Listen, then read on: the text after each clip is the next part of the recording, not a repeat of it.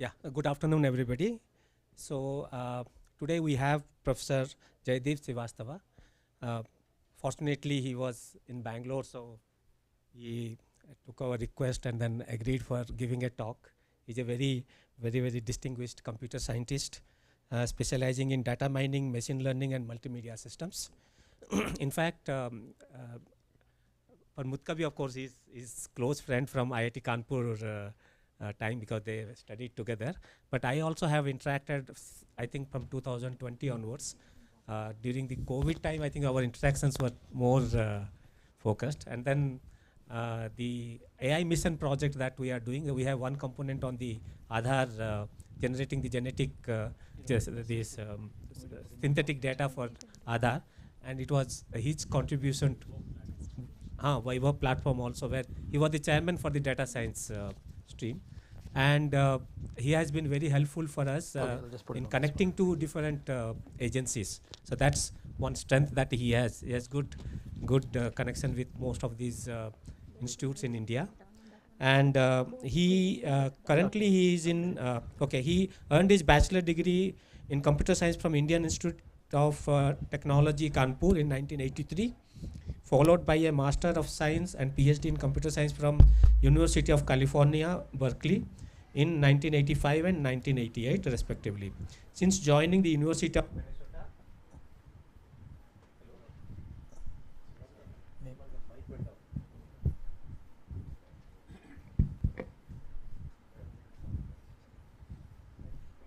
hello, yeah, Minnesota. Minnesota Department of Computer Science Engineering in 1988. Professor Srivastava has made significant contributions in the field. He currently serves as the Data Science Director of Undergraduate Studies. His research interests encompass database, data mining, multimedia system with focus on social media analytics, digital health. So today he is going to talk on the digital health here. In addition to his academic role, Professor Srivastava had held prominent positions in industry.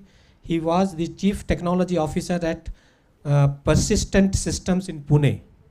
Yes. And served as the Director of Data Analytics at Yodlee. Notably, he was the data mining architect of Amazon during its early years. His contribution to computer science have been recognized with several honors, including being named as the IEEE Fellow in 2004 and received the PAKDD Distinguished Contribution Award in 2013. He was also awarded by IBM Faculty Award in 2002. Professor Srivastava has supervised numerous PhD students, many of whom have gone on to make their own significant contribution in the field. His work continues to influence areas such as social network analysis, health analytics, and the broader data science community. So let us formally welcome him, and then thank you, sir, for coming and then agreeing to give a talk. Thank you. Thank you. Well, thank you, Dr. Patra.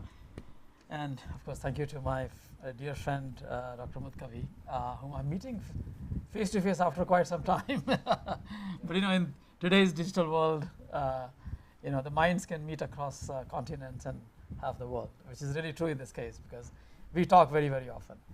Okay, so without much ado, I will go and talk about this topic. The only one thing you can see from my resume is that it seems I can't be doing one thing for a long time. Okay, it's easy to get me interested in different topics.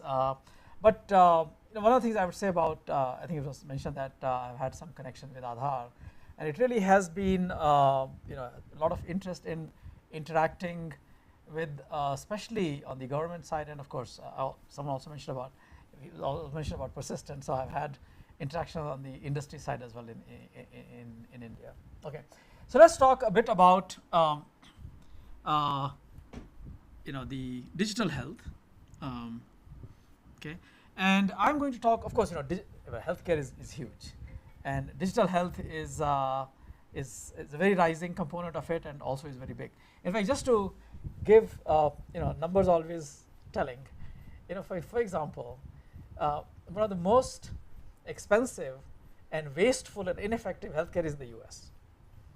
And obviously it's expensive and wasteful because the expense is clear.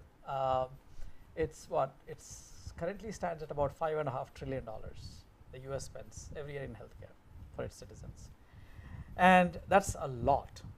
And yet the life expectancy of people is not high enough. And a lot of obesity and all these things are there. Huge problems. Okay. So therefore it's wasteful. It's not very effective.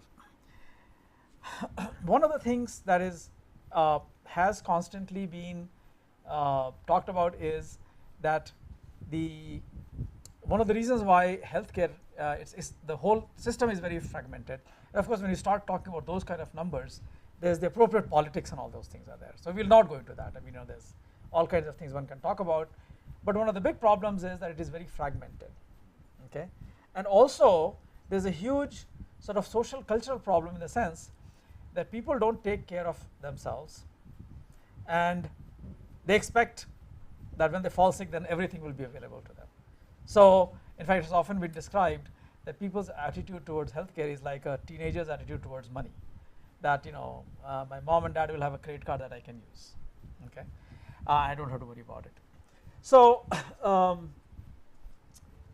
one of the movements that is happening, especially with a lot of information becoming digital, especially in healthcare, is this movement from what is called episodic to and reactive to continuous and proactive.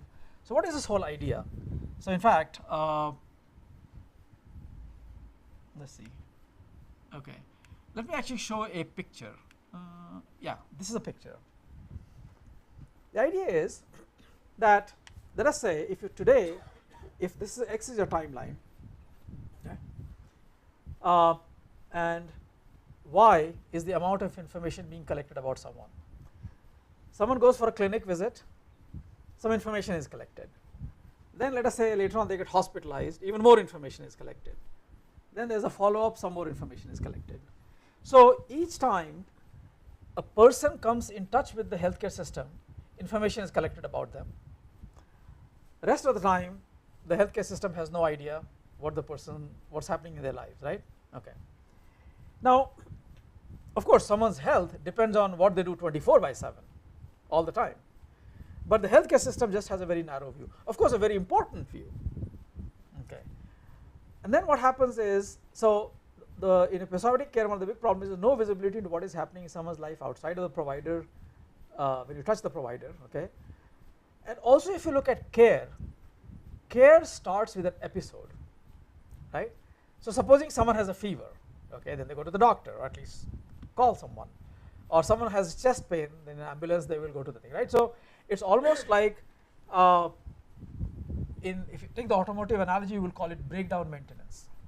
You keep driving your car, and when it stops, then you say, okay, well now we'll tow it and take it to the repair shop. Okay. So the care is reactive. A health episode drives a care episode. Okay. But supposing we could move from there to a picture like this, especially because there are so many different kinds of ways in which our lives are getting instrumented, right? So devices like this, an Apple Watch or any of these kind of devices, even mobile phones, a lot of information is being collected. So if things like this become available, and I've shown a whole bunch of such things, then what happens is that the care can become continuous, which is visibility all the time. And for instance, even a care provider can start doing triaging, right? That they can know in advance how things are headed for someone, and based on that, they can figure out more of low false positive and false negative. And what am I talking about? False positive, false negative. False positive, false negative here is that do you really even need to go to the doctor? There are people who will go to the doctor too late, and there are some people, sometimes the doctors call them hypochondriacs, who at the nothing they will just show up, right? So these are both examples of false positive and false negatives. Okay, and in fact they have an effect, because false negative, of course, means if you don't go, the problem is that you could then be dragged to the hospital, or you could die, or really serious debilitation. But false positive puts extra workload into the system when it is not really required. Okay, so the idea is that many unnecessary visits can be avoided, too late visits become timely visits, and so on. So this is the whole picture, and a lot of effort is being spent in this. Okay. Now, one other important part is that when there is no visibility, then the care provider doesn't know what to do. Okay. But if you start collecting too much information, then all of a sudden the care provider is exhausted. This is like, do I provide care, or am I looking at someone's, how many steps they took today, or whatever else it is, right? So therefore, the goal is that once you start collecting all this extra amount of information, let's say, classically we have had lab tests, bedside monitors, EHR, data collected when someone went to the hospital. But now we have medical and wearable devices, apps that are collecting data, all kinds of information. The point is, if we directly provide this to the provider, they will just ignore it. In fact, doctors already say that we spend so much time in entering data, we have become more of highly paid data entry people than actually talking to the patient, right? So then, of course, is where things like AI, ML. So therefore, there is a lot of interest at this point in use of AI, machine learning, statistics, all these kind of data science methods in providing something useful. Okay. So moving from here to here is desirable from a social healthcare perspective, right? Because you can improve healthcare provisioning, and the time is right because so much of data is being collected. And the point this is trying to make is that data science has a very important role to play. Okay, so this is sort of the overall big picture hypothesis that I'll be talking about. Let's go back to this a bit. Okay, so I'm actually going to present a whole bunch of example use cases. Okay, we are involved in to some degree. I mean, okay, the picture I gave, that's not my picture. That's, the community is talking about it, right? I can't claim that I'm the one who came up with it, of course not. In fact, mostly the medical community has come up with it. But I will talk about 2 or 3 specific examples of what we have done as use cases, if you will, right? Okay. So let's talk about this one. This actually is a project that we're doing with Mayo Clinic. Now, Mayo Clinic is not too far from us. As many of you might know, it is the Mayo Clinic and hospital system is one of the best in the world, okay, for practically any discipline that you can imagine. And their main headquarters is in Rochester, Minnesota, which is literally about 75 miles from where I live. Okay. Now, here's an example. So, what are they saying? Reducing cardiac risk through behavioral interventions. So, for example, there's a particular kind of cardiac problem which is so for example, hyperlipidemia. Okay, this is a particular kind of a chronic condition. If this happens, if hyperlipidemia is detected, it's an early indicator of someone having a heart attack down the line. So if you don't manage it, if you've been identified with this, and you don't manage it, you will have a heart attack. So when something like this, and usually like a little bit of chest pain or feeling out of breath and so on, people go and get a checkup. Then if this is detected, then you are given a whole regimen. Okay, what is a typical regimen? What are the extra factors? For example, weight management and exercise will be told, well, you need to manage your weight, do exercise. Or especially if you have there's a particular condition called sleep apnea. Some of you might be familiar. And if someone has a sleep apnea, it's a problem of the windpipe, and I'll talk about that because you've done a lot of work in that area. Then that needs to be managed. Hypertension is a big one, and diabetes. These are all what are called comorbid conditions that will add to this whole problem. So if you have all of these problems, all of these conditions, you're not in good shape. Your heart attack chances will increase. Okay. Now classically, this is what they do, right? They'll say, well, weight management, exercise, target this and that, and do all this stuff. This actually is a slide from Mayo. So someone gets enrolled in this, and then they have to do all these. And as you can see, they have a lot of behavioral components, right? That is, you have to reduce your weight, you have to do something about it, and then you have to, LDL, HDL, you have to manage all of these things, right? So a lot of it is chronic lifestyle issues. Okay. The question is, so classically what they would do is, what Mayo Clinic's protocol is, they will say, okay, these are the things you have to do, go back and check in after 3 months, check in after 6 months, right? The point is that they know after 3 months what that person looks like. What they don't know is what the person did in those 3 months, right? That's the big problem. And especially when improving making your lifestyle healthy is the important part, then the continuous part is important. And that is where what has happened is that nowadays you see there are all these kind of devices. So for example, there is smart watch and smart scales. They can give an idea of weight and exercise. Continuous glucose monitor, right? CGM that people put over here, that is for continuous glucose monitoring. CPAP, US, these are sleep, help in sleep apnea, and of course there are blood pressure variables that have become available, right? And in fact, I think if Apple has not introduced this year, I think in the coming year they're going to introduce blood pressure measurement and blood sugar measurement, all these kind of things in this watch. So all of a sudden, from these kind of devices, you can start getting all this information. And one of the things that we are doing with Mayo is they actually are conducting a large clinical trial, and the trial is this. They're saying, let us look at a bunch of people who have this kind of a condition. Okay, for half of them, we will follow the standard protocol of we'll tell them and call them every 3 months. For the other half, we will actually give them these devices and start monitoring that, right? And of course, we are their AI/ML partner or the data science partner on this. So this is a specific example of what is being done. We don't have any specific results yet because this project recently started, but this is just to show you an example of how these things are happening now. Okay. Another example.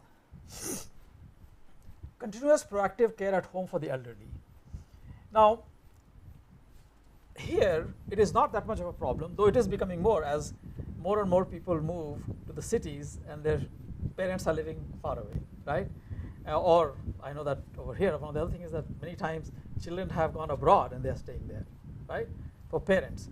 Now, in the US, this has happened, of course, for a long time. A lot of senior citizens are living at home, and they are because socially people just don't live.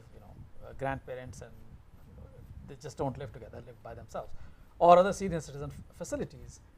Now, one of the things that is happening is that as people get old, they become frail, right? In fact, this actually is a picture drawn by, in fact, again, this is, we're doing something with Mayo Clinic as well as some of the other hospitals on this one.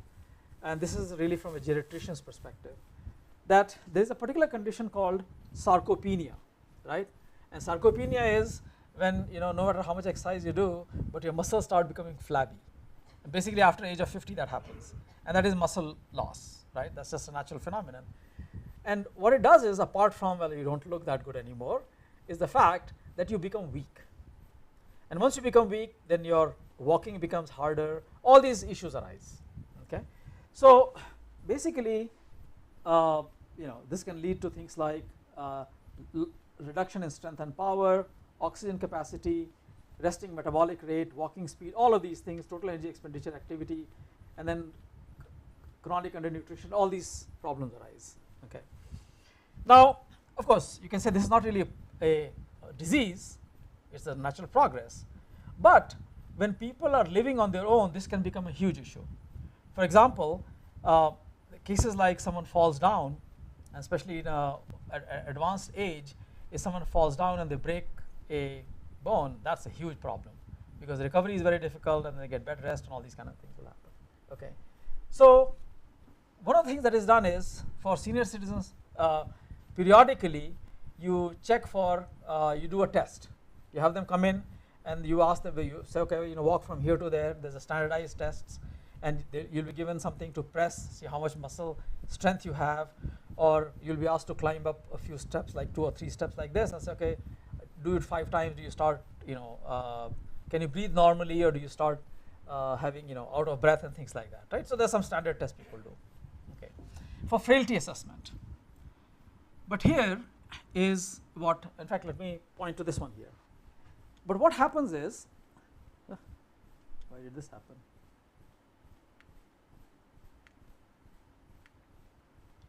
No. Okay. I'll just use my fingers to point here.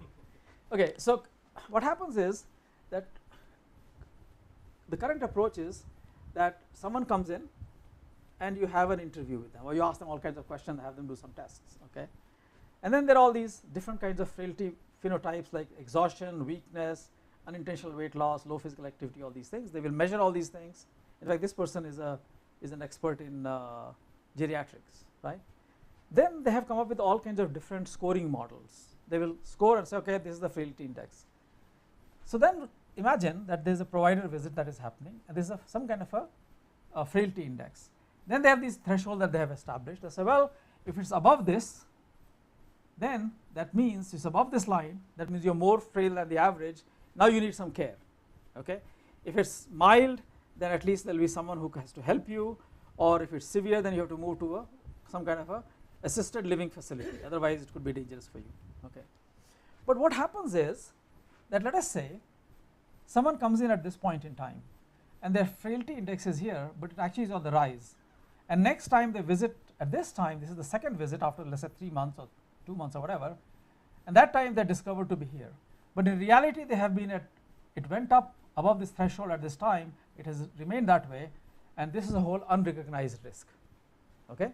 And similarly now, let's say they're sent to some kind of assistance, and after that things improve, or they're given exercise or whatever else, it has dropped here, but that will be discovered only during the next visit, right? So again, the false positive, false negative I was talking about. But if you go ahead and do approaches like this, that all of a sudden all this information becomes available continuously, right? And then all of a sudden it goes from being these point measures to continuous measures. Now you can recognize this risk right away, and then as soon as this happens, so the view now is that these kind of devices are made available to senior citizens, and data is being collected about them and goes to the geriatric center, and from there they can get a sense of how this person is doing. Okay, so something as simple as that, but has a lot of potential. Okay, and again, a lot of senior care facilities and all are very interested in this, because again, the cost of senior care is increasing as the population, and I think this is a cost happening everywhere.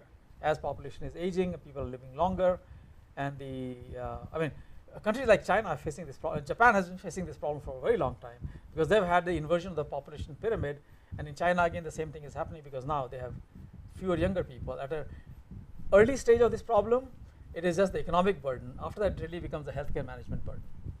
Okay. Here's another example. And here in this one I will go into a little bit more technical details, because this is a more advanced project in terms of has made progress. Other ones are more at a starting stage. Sleep apnea. Okay. Now sleep apnea is a problem that, so this is of course your mouth and your nose, and it is here that you can, if this muscle here becomes weak, and it happens with age, then at first what will happen is that this is where snoring happens. Okay. But eventually, if this thing collapses too much, then it can cause someone to choke. Okay. So the solution to this is, and as you can see, quite a few people suffer from that. So there are a number of solutions to this. One solution is that you wear a mask, okay, and that is called CPAP, continuous positive air pressure. Okay. So you wear a mask like that, and it's a pump that will keep pushing air. So it's not actually curative, but it really is a pneumatic device. It's increasing the air pressure, and therefore it will keep this thing open. And then there is another, in fact, as examples of solutions. Yeah. So for example, so here's what this CPAP mask looks like, right? And for a very mild case, in fact, even the dentist can do it. They can put something in a device in your mouth that will keep your mouth open, so that if the nasal passageway collapses, at least the mouth one is open. Okay. And then, of course, you will also be prescribed, okay, reduce your obesity, because it is linked to obesity as well. In severe cases, now they have a surgical solution. In fact, the surgical solution is an interesting one. There's a company called Inspire Medical in Minneapolis that we have worked with quite a bit. They came out of the companies like, some people came out of companies like Medtronic that make pacemakers. And what this does is that classical pacemaker, of course, you have a device inside, and the lead goes into your heart, right? And whenever the heart starts becoming weaker and doesn't, it'll send electrical signal, right, to keep the pace going. In this case, what happens is the lead actually goes into that muscle that I was talking about over here, right? And when it detects that the passageway is getting very constricted, it will just give a little electrical shock. Okay, and then due to the galvanic response, the muscle will shrink and it will open up again. Okay. Now, of course, what happens is that, in fact, pardon? How long it will stay after that once it gets expanded? It will actually, it's a continuous device. So yeah, it will just keep detecting all the time. That if it's sufficiently open enough, it will not do anything. But after that, it will just. And then what they also do is a little bit of adjustment. That means if supposing for someone it is not happening enough, they might increase the voltage on it. Yeah. So give a shock. But that has its own problems. One of the big problems in that is that you cannot keep it on when you're awake, because it will cause a itching sensation here, and people don't like that. So it can only be turned on when you go to sleep. And this is only if CPAP doesn't solve the problem, right? That is right. This is for very severe cases. Yes, yes. Okay. So here's a particular example, right? That so one of the problems we solved was on the behavioral side, which is that so we worked with one of the sleep apnea centers, and they have lots of data about lots of people, something like about 30,000 people and so on. One of the big problems they faced is this, that about 45% of the people, they quit using CPAP because it's inconvenient. Okay. Now the problem is that because this is not a curative device, it's just a maintenance device. If you quit, then it's no good, right? So what they do is that classically what they would have done is, so let's just look at this picture, right? So this is, let's say, 0 through 150 days, okay?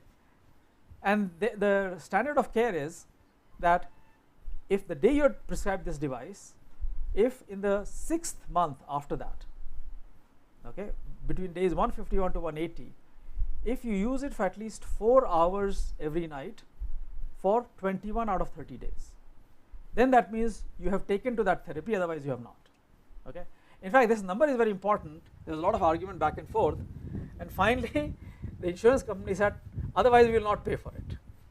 That was the driving factor, by the way. Just again to put things into perspective, that how much everything in healthcare is also driven by the finance side of things. I think everyone is aware of that these days. Okay. So now the question becomes that someone starts using it, okay, and you want to predict, is this person going to stick or not stick? Because as the statistic says, 45% of people will quit. Okay. So then what happens is, so which means that the hospitals and the clinics that are prescribing that it's not being paid for. They won't get the reimbursement from the insurance company. So they want to be able to predict and even provide advice and guidance to people, do something about it. So what they do is that typically they will call someone after a week or 14 days, then they will after about 30 days and check in, okay? And in fact they used to do that, and this purple curve that you see right now, a couple of things. One is, so this one actually is the prediction accuracy that they could see after about every so clearly after a while the prediction accuracy increases because you have more data, but really they would only do a couple of times, and even after 30 days, after a month, they could only predict with something like about 65% accuracy, which is not that good, because I mean it's better than random, but the when 45% of the people are going to quit, that's not very good. So what we did was we started analyzing the data that is coming from the flow signals and the usage behavior and things like that, and then all of a sudden, and these are nothing but different kinds of models that were running as simple models, and you can see there's suddenly, even after about 14 days, the accuracy, which was earlier only about 60%, suddenly goes to about 70%, and after about 30 days it's like at about 72, 73%, right? So almost a 10% jump, and that actually is very significant. But not just that, in addition to that, another interesting thing that was happening was that their current or their old therapy management protocol was that they would call every single person on this day and every single person on this day, right? But 55% of the people are not going to quit. So one of the other things we were able to do was to look at every single person and score every single person every single day, okay, and only those people who are getting into the, so if someone's probability of quitting is low, they're in the green zone. If it is high, they're in the red zone, right? So only call the red zone people on a particular day, and maybe a little bit those who are in the orange yellow zone. Green ones you don't have to worry about, right? So that starts getting more personalized, and in fact this has shown a lot of two things. One is that because you could predict much more accurately, the adoption has gone up from 55% to closer to about 68%. So the number of people who are quitting is much less now, okay, still it's 32%, but look, it's human behavior. But the second more important factor is that the cost of managing that has gone down by a factor of almost 4, okay. So again the point is that because we are continuously analyzing it, okay, and in this case it's more a matter of being able to continuously do it, and therefore you are able to both reduce the cost dramatically as well as improve the therapy adherence, okay. But here's an interesting thing I want to talk about, which is let's see, let me show a couple of other interesting things, okay. So here was another interesting case. So we did that with CPAP, okay, and then we were working with this company called Inspire that has a implantable solution, right? And they actually said that we have a similar problem. So we said, well, you already put the machine inside, so what problem do you have now? They said, oh, remember, if you can't turn this on, it's not 24/7, it's not like a pacemaker which is running all the time, because during the daytime if you do it, then it will pinch people over here, they don't like it. So it has to be turned on at night, okay, great. So what is the solution they came up with? So they said their first solution was, you can so they have a remote control, literally. So the pacemaker kind of a device inside the controller, but you have a remote control from the outside. You can turn it on and then go to sleep. So the first iteration was turn it on, but as soon as they turned it on, people couldn't sleep anymore because they would start pinching, okay. So they said, okay, we need to have a delay mechanism. So they put some delay. Guess what happened after that? When delay happened, now people could not go to sleep because they are afraid that it's going to pinch. So now they could not go to sleep. So these were some so why this is interesting, I mean, we kind of laugh about it, so it's a good joke, but what it also shows is the challenge that on the one hand there are these electrical engineers, or you could say biomedical engineers, who are designing these devices. One challenge they face is that now they are looking at signals which are even biosignals, which are notoriously noisy, okay, huge problems, okay. So they have to deal with biosignals anyways, but that's something that they have done. I mean, pacemaker guys, they've really, I mean, I'm impressed how they work with all these things, and even more interesting than that is all those neural implants, right, deep brain stimulation. They are looking at electronic circuits interacting with brain tissue, right, okay. But this is actually a behavioral problem. So in fact, one of my PhD students who now works as a senior scientist here, she came up with an algorithm. So they said, oh, we have to put in some accelerometers over there. So algorithms that can figure out from that device as to whether someone has actually gone into sleep or not, and then auto start. So these are, again, you could say, well, that's a simple problem, but actually when you start considering many of these kind of factors, that people after a while they get, in fact, if supposing someone wakes up in the night, then it should auto shut off, and especially when someone is like half awake, they go to the bathroom and they're not really awake, and then they're they're drinking water and then they go back to sleep again, then it should turn on again. So all of these little variations have to be recognized. So there are some very interesting sort of data science problems that arise with the intersection of sort of biosignals as well as some behavioral component to it. Okay. So here is actually an interesting example. So this is what you would call a textbook patient, right? This is like a whole month, right? Every day they go to sleep about midnight or just a little bit before that. So this is like a whole month, right? And then they go to sleep here, sleep very continuously till here, and then they wake up, right? This is exactly what you want, because for this person the therapy is working really well. So green is when they're sleeping and the therapy is on, right? purple is a pause. So this is therapy is on, this is delay timer, right? And here it is a pause. This is a plus click. So plus click is someone has put a timer for a certain amount, then they increase. It's like the snooze button, the opposite of the snooze button, right? Okay, you keep delaying it. So here's an example of someone who has a very fitful sleep. They are not able to, so for example here they had a good night's sleep, but then after that you can see they slept for a while, then they woke up and paused it for a while, and all these things kept happening. And here is someone who's pausing too many times, see, pause click many times, okay. So and then here is someone, when they do use the therapy it's very nice, but their use is irregular, okay, the behavior itself is irregular. And in fact being able to analyze patterns like this and sort of even create clusters of these people, what was interesting was that you could actually predict just by looking at the first few days. So this is like over time, right? First day of the month, second day, all that stuff.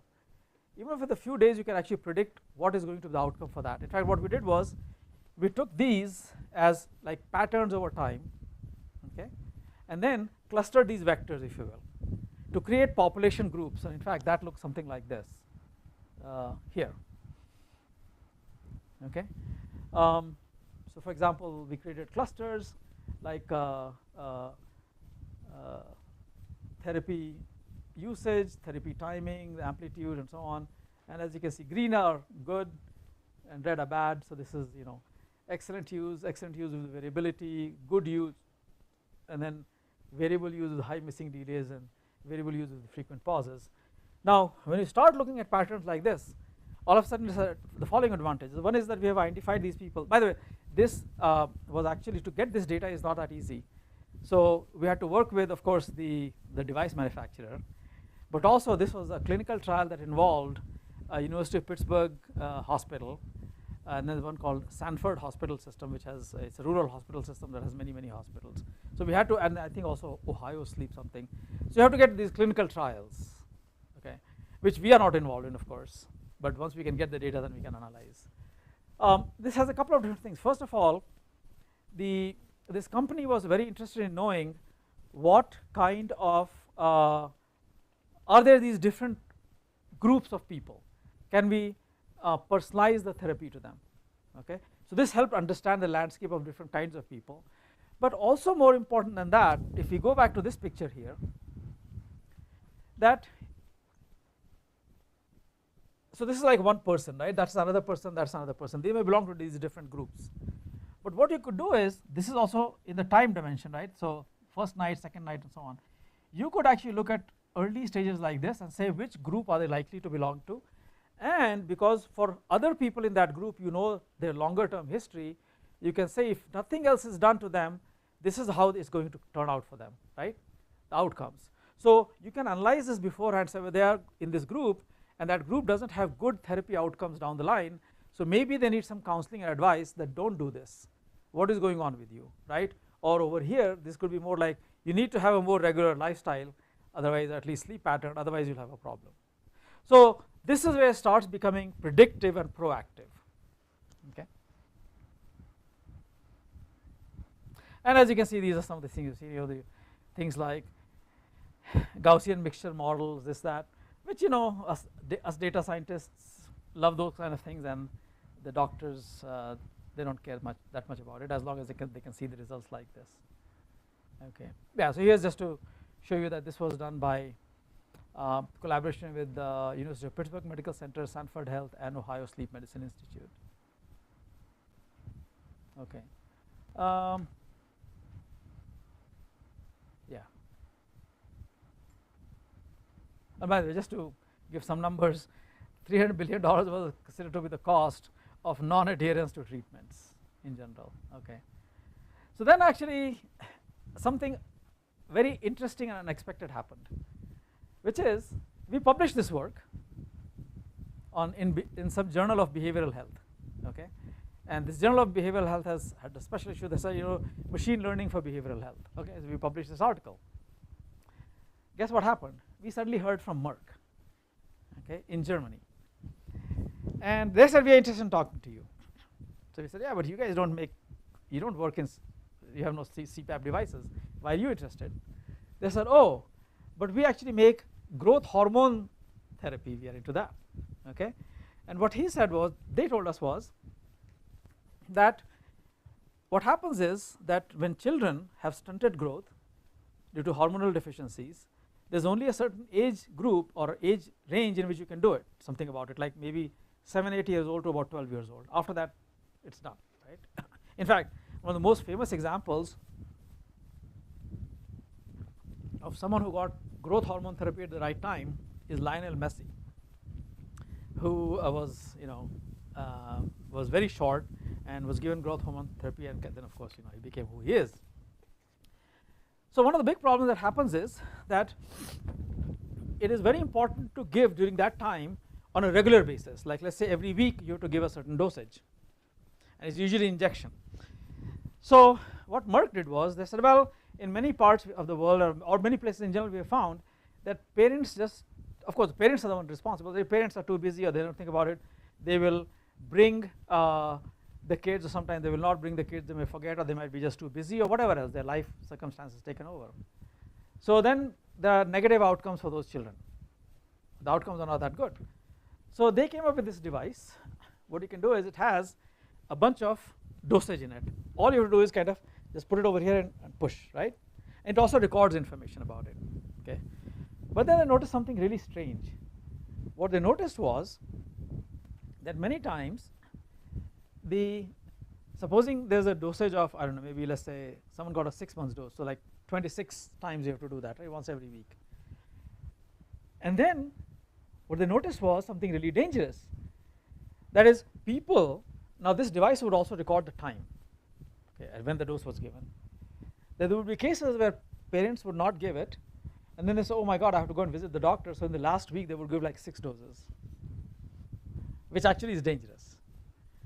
So they said, we want to be able to understand this behavioral stuff, what is going on, and who is going to quit or who is going to fall behind and so on. So what they did was, in their devices, they put some Bluetooth stuff to connect to people's cell phone and start recording and reporting. And then they said, we want to use your algorithm to be able to predict whose behavior is going to become irregular. And it was quite successful. So we were very surprised. But the point is that at the heart of it, it is the same problem. That means by looking at patterns of doing something that needs to be done regularly, but if you start seeing irregularity in it, that is going to predict something of potentially negative outcomes.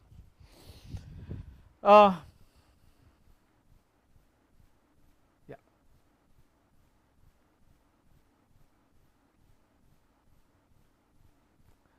And here is actually something that the group here might find interesting. So let's see, how much time do I have? Okay, maybe another 5 minutes. Okay, I'll try to wrap up. So in this particular project, we're working with a local hospital system. It's called Alina Health. Okay, and this was during the time of COVID. And the problem, of course, as we all know, that ICU and all were difficult, critical resource and ventilators and so on. And one of the things that they did not have was, what is the kind of therapy protocol we need to have, because there just wasn't enough experience, okay? So what we did was, we actually used a couple of things that, so from so let's say someone has COVID, right? And they have come to the hospital. So they got really sick and they're in the hospital. Now, one thing is that how is the situation going to turn out for them? Few hours to few days to few weeks down the line. And secondly was the resource issue. When are they going to need an ICU? If they're not in the ICU, or if they are in the ICU, when are they likely to get good enough to be able to leave the ICU? Okay. So now, so these are the real problems they were interested in. But the second was that they did not have enough COVID data. So what we did for them was solve 2 problems. One is what we call predictive triaging. So triaging in medical terms is that look at someone's condition, decide whether they should be sent to the ICU or not. okay, or they should be admitted or released or whatever, these kind of medical decisions. So predictive is if you can say that they may look a certain way right now, but in few hours to few days, that is where they're going to look, right? And these are the causes. And if you can do that, then either those are controllable causes, you can do something about it so that they don't have to go to the ICU, or if they're not controllable causes, at least you can get the ICU ready for them, right? You can plan better. So that was one thing. But the second problem over there was that they did not have enough COVID data set. So that is where we were able to use some transfer learning, because they had data from the SARS-1 that had happened, what, 20 years ago, right, before that, or 18 years, I think 2002 is when. So a lot of SARS data was taken, and they had general respiratory illness data. From that, we were able to use transfer learning to do something for COVID, which again is another SARS disease, right? So these were some of the things that were done. Yeah, and this one was, just to model it literally as a dynamical systems view of patient health. Now, of course, in a lab such as this, a lot of people know about dynamical systems and so on. So I'm not even going to go over there. But the real challenge again here is that, so supposing, someone is in the stable and healthy region, right? And let us say an infection happens, something else happens. They cross some boundary and go into disease progression happens. They get to a hospital, and then they might get into ICU, and then of course this is the death attractor, or they can get improved and they can come back and they're back to the healthy, right? So this is of course the homeostasis, that the stable health, and then this whole thing can happen. All right. Now of course one can draw such a diagram, but the question is what are the equations for this, right? And what is the data for this? And this is where the big challenges are. Okay. So but we are able to make some progress, and I want to show at least a little bit of that, because I think, well, we were actually able to use some interesting math as well. But I think I want to give a high level perspective on this one. Okay, so what did we find?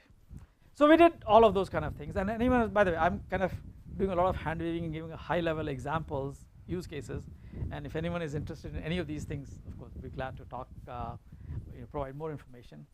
What we found was this: we were able to at least track a bunch of trajectories, okay? And what we found was, we actually took about, there were 7,080 patients, and we took 8,219 stays of those patients. So some patients stayed more than once. And then for each of those trajectories, patient moving through sort of time and this parameter space, we took 55 features. And we clustered these trajectories, okay?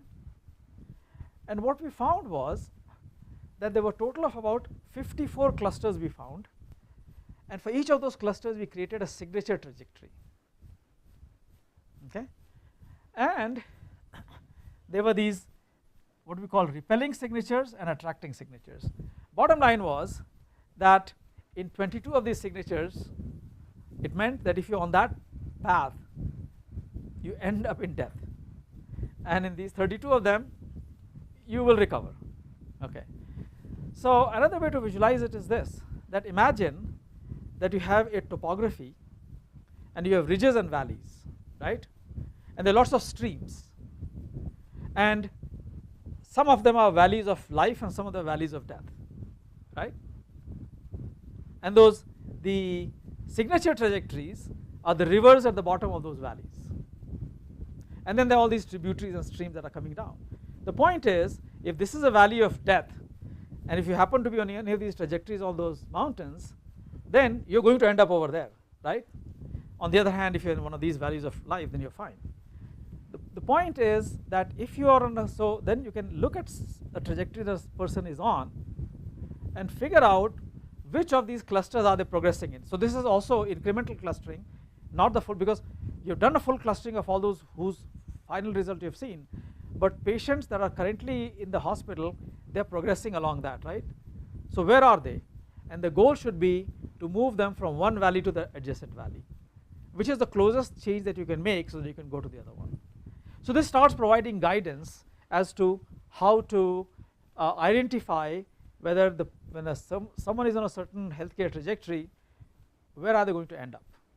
Okay, so this has actually been reasonably successful, and now of course now we are facing the real challenge, which is how do you so we have actually created a tool, but we are trying to recruit a bunch of doctors to start using it as an assist. Classically, one of the biggest problems is that doctors have not been very open to using information as much, but fortunately in the last few years there's a lot of excitement about AI and machine learning in the medical community as well.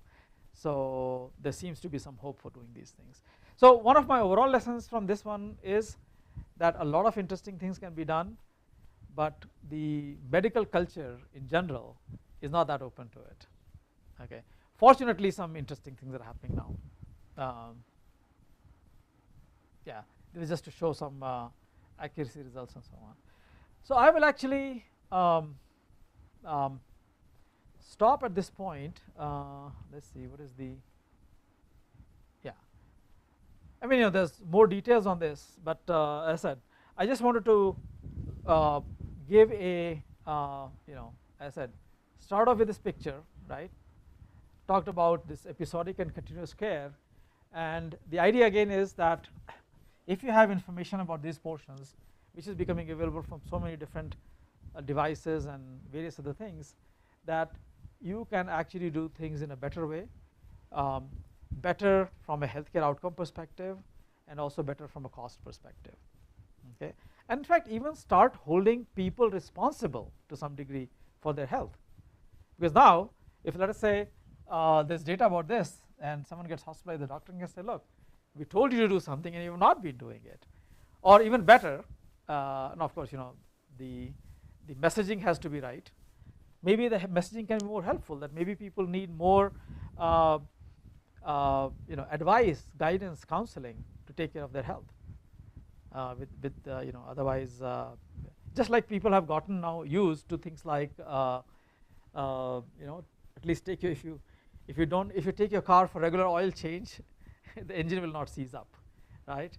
And I think also the culture of regular health checkups is increasing, but still it's not as much, especially with respect to chronic conditions.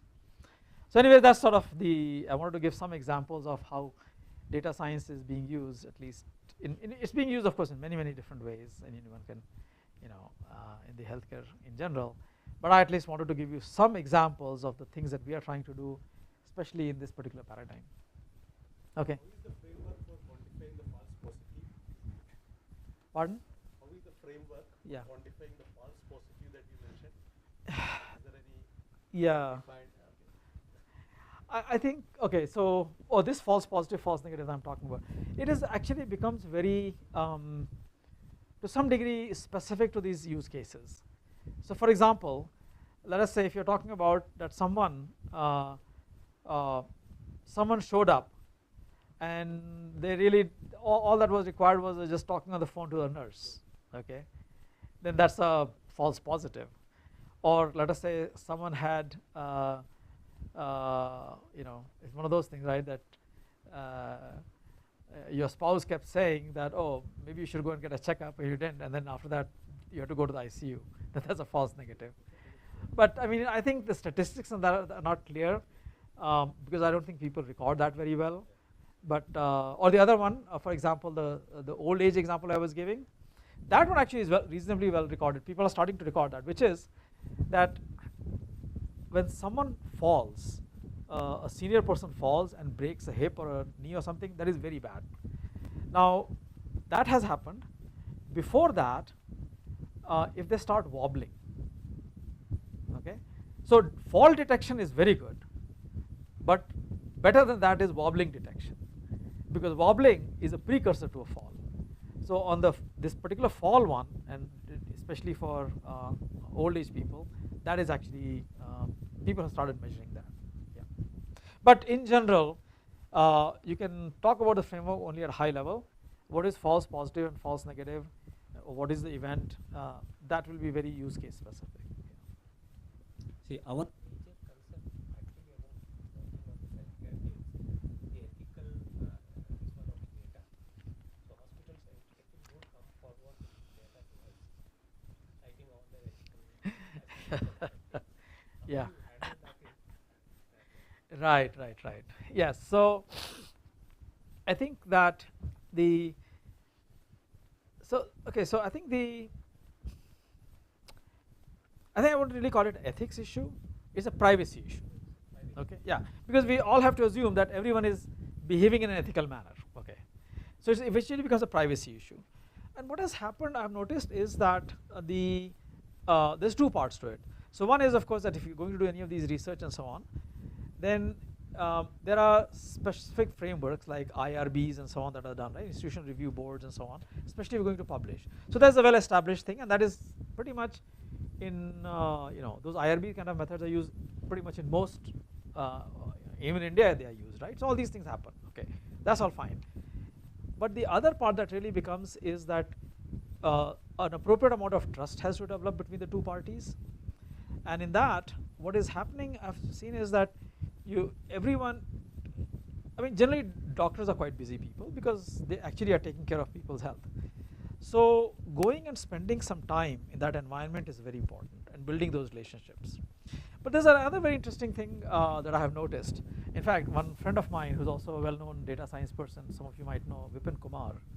Yeah. So he and I were once talking about it, that 20 years ago, when we called doctors, they won't return our calls.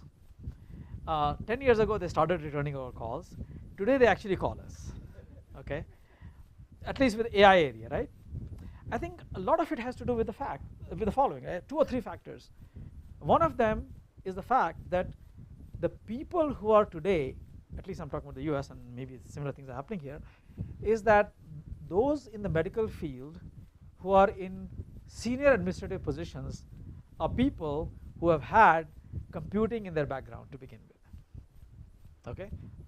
And they're all using all kinds of devices and everything. So they know that use of information, AI, all these kind of things makes for much better quality decisions. So that's a big cultural change themselves, right? Okay, so that's one. I think that is the biggest, most important thing. Second is, I mean, just like, for instance, we were talking earlier about some of our friends who were with us at IIT Kanpur, and then later on they went into senior administrative positions in the government, and they have that kind of a background of quantitative decision making or engineering based problem solving. So they're solving problems at a societal scale using those kind of methods, right? So I think that is definitely the most important, and that's almost a generation shift. But the other thing we're also noticing is that data, a lot more digital data has become available.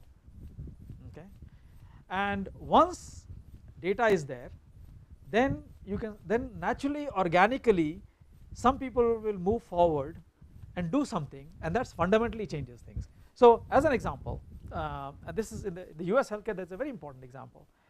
I'm sure many people may have, if anyone is familiar with healthcare IT systems, there's a big one called Epic, EPIC, right? Okay. Now Epic was this small company. The big database companies were like Oracle and IBM and so on. They were focusing on business computing and whatnot. Epic was not focusing on, they were doing healthcare. But they were not getting anywhere. Then when Obama administration came in, they did this Obamacare. One of the important things they did was, they said, oh, there'll be no analysis, no data science without data. Well, they were not thinking about data science, but they said, oh, you know what? We need better accountability. Otherwise, paper records were being faxed here and there, and no privacy, everything was getting lost, this, that, whatever was happening, right? They said, no, every clinic will get $45,000 to digitize. So basically, they just said, you can spend up to $45,000 every clinic, you'll get to digitize. And also within 3 years, you have to get it done. That was part of that Affordable Care Act. Once they did that, all of a sudden, Epic said to everyone, now we will give you our software, right? So some of these are what I would say inflection points that have happened. So that is why and then once they started doing that, suddenly Epic became a huge, big company, and they are very, very powerful today. And in fact, Oracle is now trying to catch up with them. They bought a competition called Cerner, okay? And that's good, that's overall good. But the point is that once so much of data in healthcare became digitized, then some interesting analysis started coming out, and then suddenly people saw benefit. And then at the administrative level, the people who had gone to the decision-making positions for hospitals were were doctors who had been trained in things like with computing as a background in a high school. Some of them had been programming high school computers for playing games or whatever else they were doing, but at least they knew that. So I think these were 2 or 3 combination of factors that has happened, and that is, that is sort of the way it's going to happen always.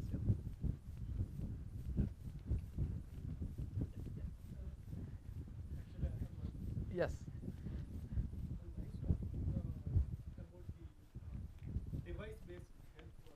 Mm-hmm. Like as an example. Uh-huh. Right, of course. So how can we help them to provide the Yeah. AI content to solve Right. that problem? Yes. So I think that the other solution, so that's of course is a very different environment, right? But I think what can happen is that if there are, we let's say rural areas or even in cities, let's say some of the economically weakened section of the society, let us say there's a lot of you could say para health workers. They periodically go ahead and collect health information about people, right? Health, wellness, whatever it is, and it doesn't have to be like this kind of stuff all the time, but let's say once a month, once a quarter, whatever it is, right? Some kind of a health check or wellness check, and they go ahead and enter that information. Now of course with health record linked to Aadhaar and so on, everyone has I think a digital health record has already been created for people, right? So the point is that it starts getting into maybe the early stage to start with is talk to mothers about their babies, because that is always the highest level of health concern, right? So at least neonatal care can improve, and if at early stage something is happening to a child or a baby, then that can be done, and then at the senior citizen level, because usually most healthcare problems happen either at the early stage of life, very early stage, the neonatal stage, or later on in life. In the middle, people are mostly healthy. That is So, one challenge. yeah. The another challenge is that given scenario, Mm. we are not able to provide the minimum requirement or the willingness. Mm-hmm. In this scenario, how can we take this kind of work with the help of the government, and what the Yeah. government is supposed to do? Yeah. So okay. So I guess the point I'm trying to make is this: that the knowing. Let's just go back to this picture, right? Knowing something about this is better than not knowing, because whatever minimal you can know about someone's health status here, okay. Now at the, as I said, in an environment where someone can buy an Apple Watch, then you have that. But even otherwise, I said maybe health surveys, right, or whatever it is. Having that information is better, because not only does it give you all the other things, it can actually prevent many of these things, right? So prevention, as prevention is better than cure always. Or at least in most cases.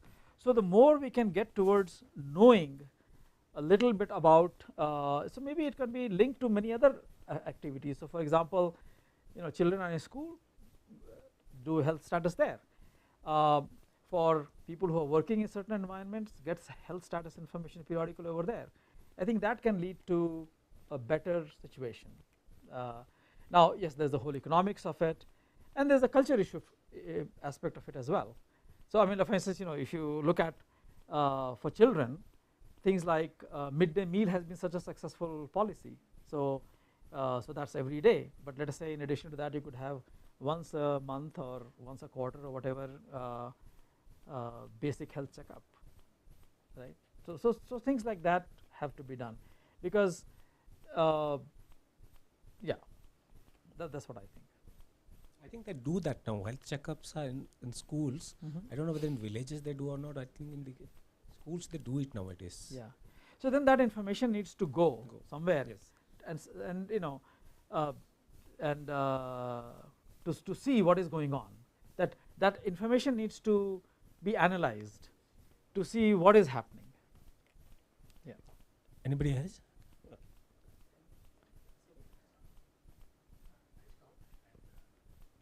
question is, basically we were talking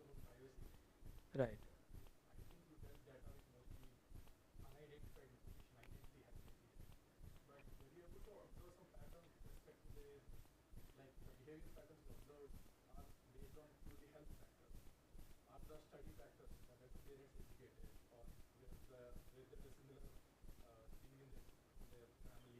Yeah. Those factors were also playing major role. Yeah. Yeah. Okay. So. Okay, so in some studies we did not, like the ICU study doesn't matter, right? Okay, that's purely health issue. In the case of the growth hormone, yes, there were cultural factors, there were age factors of parents, marital status, or let's say if someone is a single mom, they already life is so, difficult that they may be able to miss this out, and in fact those moms were very stressed. Because as a mother, the concern for the child is very high, but then their life is so busy that so there were these factors that were important. In the sleep one, the sleep apnea one, I think the behavior, I think education showed some effect in that, and especially one factor that we looked at was we wish we had better information on that, but whether someone had science in their education or not, that seemed to matter. That so especially when you're talking about some of these scientific things, that should people use these or not, whether their education has a science component or not becomes important. Yeah. I was asking this question from an Indian point of view, so that we could educate the particular communities Right. are most probable to suffer these behavioral problems. Yeah. I think my overall thing would be that to especially in all these behavioral factors, so preventive medicine has a lot to do with human behavior, right? Because unless there is some degree of behavior modification, you cannot improve. See, when someone falls sick, everyone, then the behavior is yes, like there's a famous saying, right? Dukh mein sumiran sab kare, right? So then when you fall sick, everyone will go, right? Well, some people will not go still, but the point is we are talking about when someone is okay and still they need to do something, right? Now over there's a 2 or 3 sort of socio-psychological factors that come in that must always be paid attention to. One is that for someone's health, who is most concerned about that person's health, right? So if it's children, it's the mother. So always go through the mother. That's always an important factor, right? And I think all kinds of programs have been going through mothers, right? Other is education, especially to adults, that this is important for you, okay? And maybe some evidence-based education. Yet another one is make it easy. So like we were talking about the midday meal program, similarly do it in school. So these kind of factors have to be considered. So this is where, in fact, there's a whole area called social determinants of health, okay? And where the different social factors from income to education to belief systems to whatever else, economic status, education status, all these things, how they impact health. And they have been found to be obviously very, very important, and therefore you have to control through those things, because in preventive health, it is a person's decision to do something about it, and their decision often is driven by many of these factors. So those have to be always paid attention to. And then, in different settings, there will be different sort of socioeconomic conditions and cultural belief systems and so on. They always have to be given due attention, otherwise the programs will never be successful. Thank you. Okay. Nice talk and then explaining.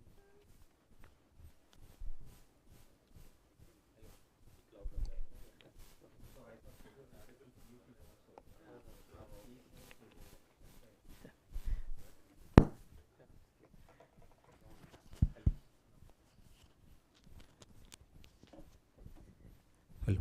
Yeah. So thank you very much for such a nice and explaining things in a manner that everybody can understand. That's very important, because getting more into mathematics and all, maybe few can get into that and then rest all will not. But here we have a combination of administration like finance, but I hope he has also understood that there are two finance, then we have some management, technical management people are here. So it's good to show healthcare is very It's a broad, of course. everybody wants healthcare. So as a token of gratitude, I would request Dr. Mutkavi to give a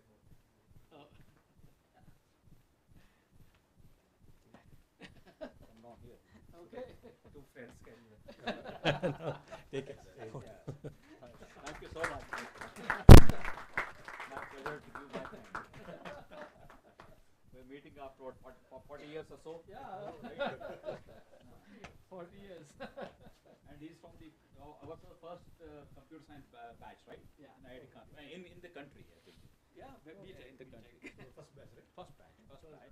First batch in IIT Kanpur. Other branches started later. Who would have thought, those people would be solving healthcare problems? Who knew what they were solving? Yeah. Okay, I guess we can take this out. Or?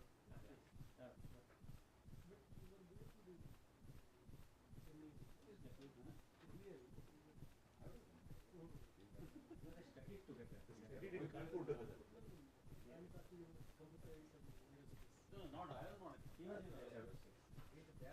So thank you very much everybody for that. Okay, thank you.